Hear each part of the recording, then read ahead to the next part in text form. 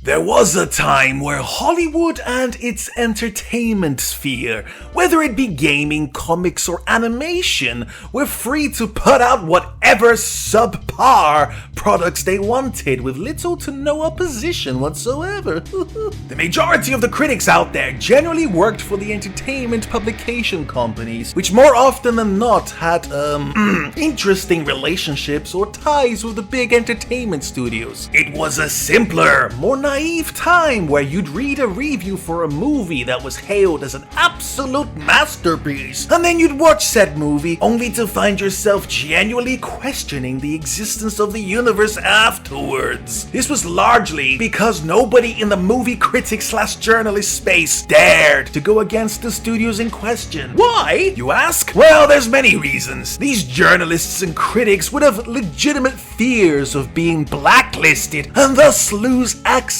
to all those lovely red carpet events where they could shake hands with celebrities and drink endlessly from open bars. Perhaps even lose out on those glamorous opening night premieres and advanced screenings for the media and critics. Oh, I'm tired of dancing around this. Plenty of these so-called journalists and critics were effectively bribed or bought off by studio heads in order to speak favorably about their movies. Now, this isn't new or shocking information. This was and remains quite a common practice. But I say if you're going to be a critic, you have only one job, and that is to be honest about what you're critiquing. Nobody and nothing should influence your opinion. And yes, there were many exceptions, of course. There were plenty of independent movie critics who stood their ground and gave no-holds-barred critiques/reviews on subpar entertainment,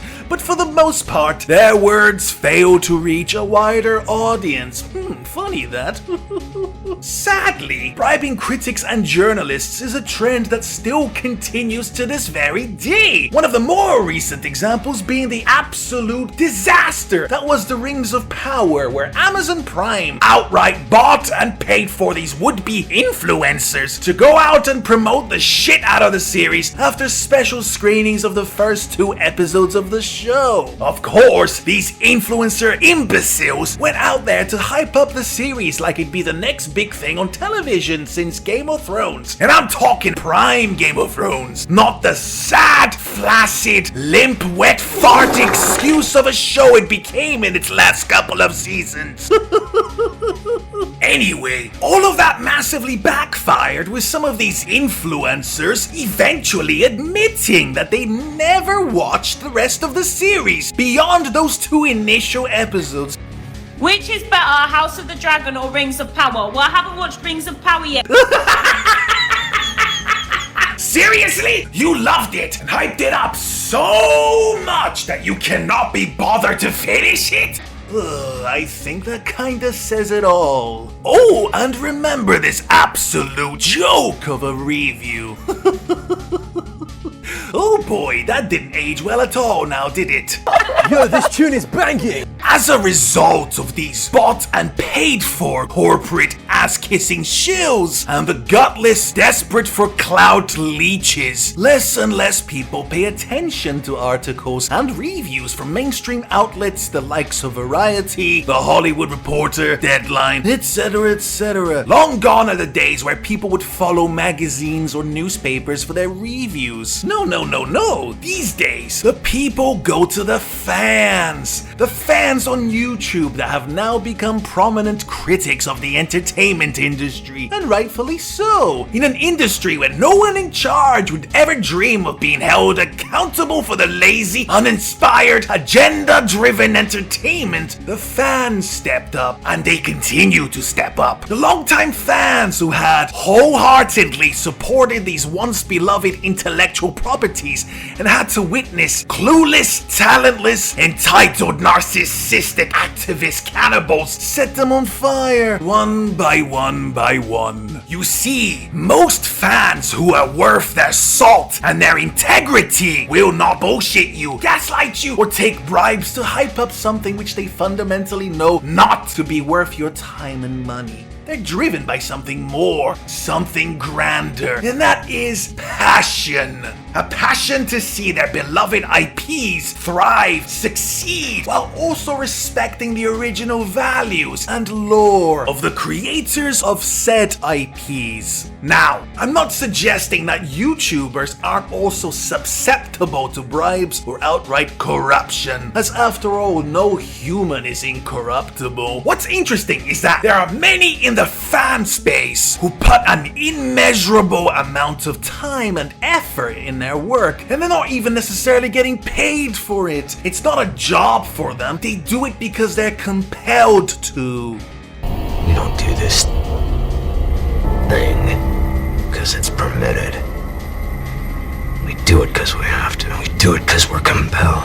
I think there's something to be said for many movie enthusiasts out there first checking with what their favorite YouTuber said about a new movie or a new TV show prior to going out and spending their hard-earned cash and valuable time on it. And yes, that is undeniably something which studios have noticed, and they have nothing but contempt for it. Contempt for their own audiences. Oh, imagine that! Now more than ever, fans can voice their displeasure, frustration, and disappointments with lazy, agenda-driven studios. Studios which prioritize everything except telling a good story with good characters. This is how the fans can strike back at studios for wasting their time and money. We live in an age now where studios who don't take on board the constructive criticisms of their failures will quickly find themselves unable to profit from their products, and that is also a positive change. Those who take no accountability simply don't get paid. It's 2024, the vast majority of human beings out there have developed a pretty strong bullshit detector over the years. You see, the more the entertainment media complex attempts to gaslight, manipulate, and guilt-trip audiences, the more those audiences subconsciously developed an understanding of how the game was being played. Audiences now, and more importantly, the fans, are no longer falling for it, and they're now pushing back, and that terrifies not just the studios, but the media outlets who serve them. At this point, the studios and the creatives within, and I use this term very loosely, are now witnessing that their old tricks and tactics of audience blaming and manipulation are simply being met with a refusal of consumption. That's right, the people, the audience, the fans, the ones that the studios see as nothing but consumers, are no longer paying to consume what they're peddling. If you ask me, it's thanks to the fans out there, the YouTube critics. It's thanks to the fans who critique, the fans who warn you, the fans who call out the bullshit when they see it, hear it, or sniff it, and the fans who ultimately go out to support these movies financially on the rare occasion Hollywood gets it right. Maybe it's time Hollywood and the media complex started listening instead of acting like insufferable know-it-alls who all but demonize their own customers. Maybe this could be a path to less divisive entertainment, more satisfied fans, and higher profit margins.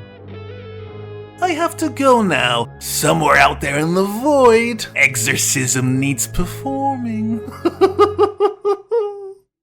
Fade out.